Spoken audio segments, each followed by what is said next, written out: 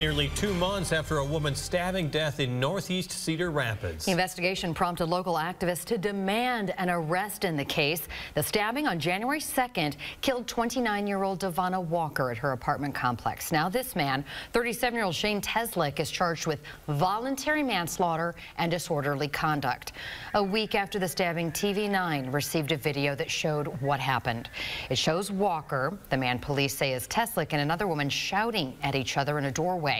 At one point, it appears to show Teslick shouting a racial slur at Devonna Walker. Walker ultimately runs up behind the other woman involved, which is when she's stabbed. KCRG TV9's Molly Swain spoke to Linn County Attorney Nick Maybanks after he announced the charges. She joins us now live at the county courthouse. Molly?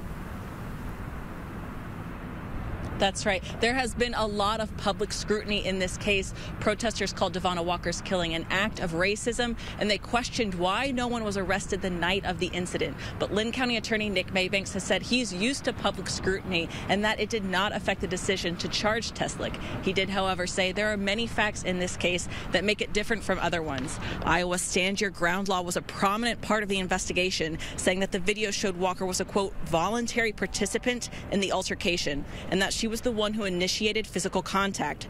Maybanks said the voluntary manslaughter charge was for incidents that would be murder, except they were done with extenuating circumstances and under a, quote, sudden irresistible passion. It was a complicated case, but again, Maybanks emphasized it was handled no differently than any other.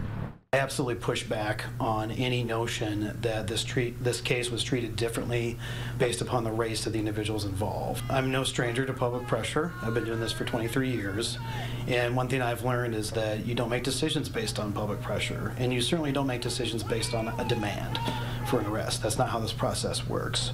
I respect the right of the protesters to protest and to express their grievances with the criminal justice system.